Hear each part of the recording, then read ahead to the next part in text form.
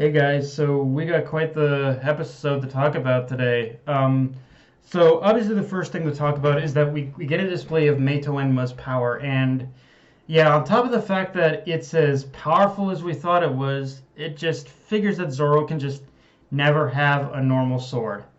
There's always got to be some kind of caveat attached with each sword he possesses. With Kitetsu, it was a cursed blade, and with Enma, the damn thing actively draws upon Zoro's haki, because of course it does. But at the same time, it makes sense for the sword to do that, in order to have the kind of power it does, in order to even rival Kaido in general. Like, in order for a sword like that to have any effect, in order to actually wound Kaido at all, it would have to have an ability that pretty much that taxing on its wielder, and and in some ways, it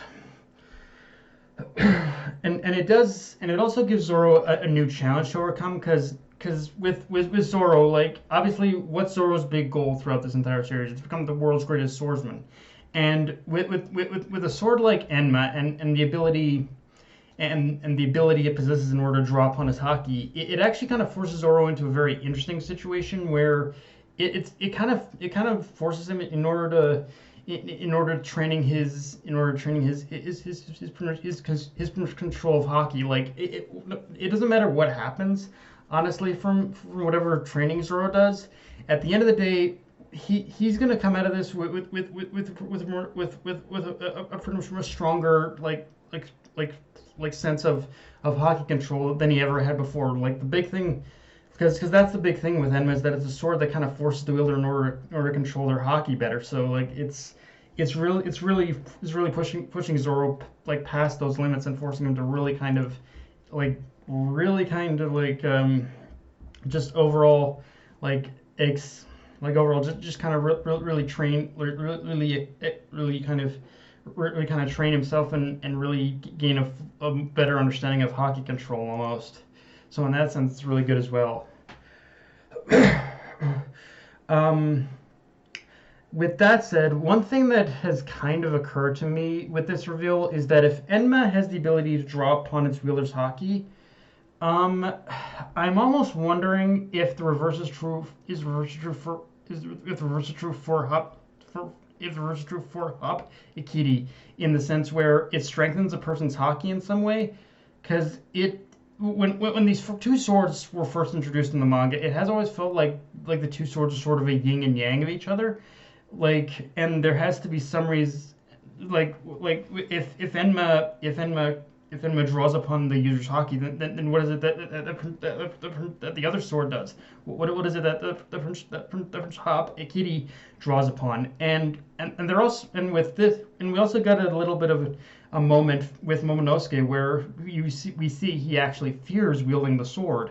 So obviously Harakiri has some kind of ability he can't control, and because of that, I think my previous guess on Habakiri's power was that it draws upon the wielder's life force. But I'm gonna take it a step further and say it draws upon the user's life force and transforms it into like hockey or power. Like, it's all a transference thing, I think, with Habakiri. Like, there's something, it draws upon your life force, sure. I think it definitely draws upon your life force, but then what does it transform it to?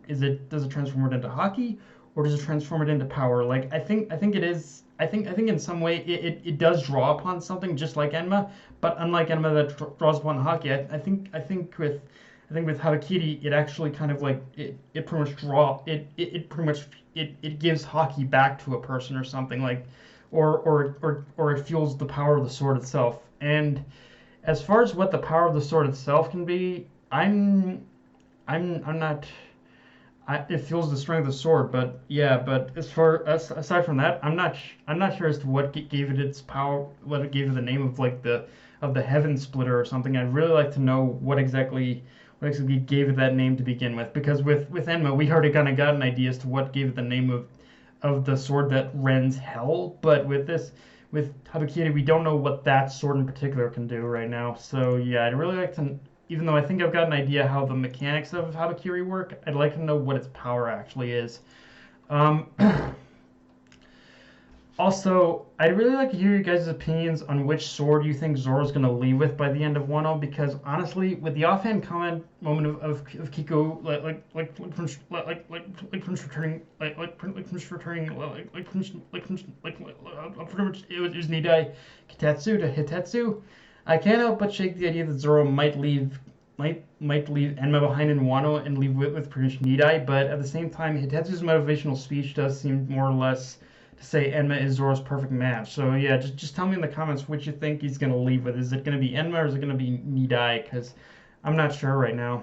And I don't talk about the comedy in One Piece all that much, but only because it's always something that's been in the background or a nice bit of levity in order to contrast with the more emotional moments of the series.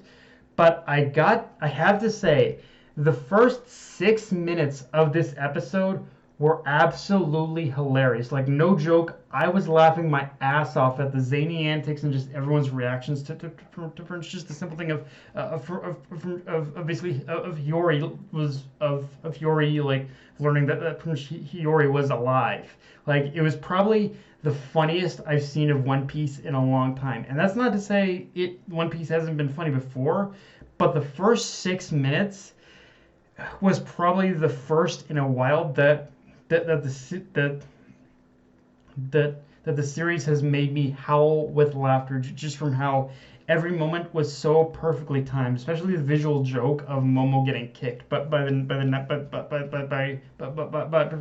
Hiyori as an adult. Like, something about that specifically was just hilarious overall. But yeah, just a really hilarious episode for me personally, at least in the beginning. But yeah, and I think honestly, like, little comedic moments like that really kind of emphasize, I think, however problematic that the anime may be, I think that's one thing where the anime does kind of succeed a little bit over the manga, because well, for me personally, when it comes to humor in anime or manga, I'm a very visual person, and I interpret things a lot more through hearing than anything else a lot of the time. So because of that, I think the reason as to why One Piece's humor resonates a lot more for me in the anime more than the manga is because I can actually, I can hear the joke, I can hear the sound effects, I can hear the gag just play out, and I think that's kind of what makes it funnier for me. And not to say Oda isn't funny in the anime, but I think just from having just visuals and music and just audio, just recording audio and whatnot, it works just that much better for me, honestly. Aside from that, though, the rest of the episode is pretty much seeing everyone prepare in their own ways for the coming battle, and in that sense, this episode felt kind of similar in structure to pretty much an episode of Fullmetal Alchemist Brotherhood, The Promised Day. So, in that sense, I can see people being iffy about it, seeing as how, aside from the scene with Zoro and Enma, it's just everyone making the final preparations for battle. But at the same time, if you've read the manga like I have, stuff like this just fills me with an unending sense of anxiety because of how horribly wrong, because of how much I know that everything is about to go horribly wrong, and to go with, well, at least once the initial attack starts, and that there's more than a few scenes I think were added that kind of gave away the ghost on that, because I'm pretty sure the scene with Orochi near the end of the episode was an anime only edition. So yeah, you can kind of get an idea as to what might be happening now from here. Also, speaking of add-ons to the anime, we actually get a very brief tease of where Luffy's at in terms of his mastery of Row, but by seeing him attack a tree. And I'm kind of two minds about stuff like that. On one hand, it gives us a greater understanding of where Luffy's at in terms of his mastery, but on the other hand, it does kind of take away a little bit of the shock value of when he's going to finally face Kaido. I mean, I don't think we've gotten a full glimpse of his power yet, so it's not going to be a total shock necessarily. But when he kind of already gives away the ghost of that Luffy has, even of how much Luffy even has control of his power, it does kind of it kind of takes away a little bit of the suspense a bit. But like I said, it's a nitpick, honestly. Like, I'm glad we're just getting these scenes in general that show just how far Luffy's along. Now, speaking on art and animation, this was another great episode, and just for the simple things while they animated Zoro using Enma for the first time, or Luffy going Gear 4th, it kind of made the episode overall just much more visually appealing than any previous episode. And it's not to say any other episode what was necessarily bad, but I mean we've had a lot of great episodes that had great animation and art and whatnot. But to put it another way, this episode, this is the first episode since the premiere of Wano in the anime that felt like I was watching a movie in episode format, if that makes any sense. Like, don't get me wrong, they've all had like the episodes after the premiere episode have all been great in their own way, but they've never felt like I was watching a movie, so to speak. But this one felt like I was actually watching a movie in episode format. But yeah, guys, that's all I got for this review. If you enjoyed the video, like, comment, subscribe. Follow me on Twitter, Facebook, and also Crunchyroll. Dead Knight of Enemy, signing off. Later, guys.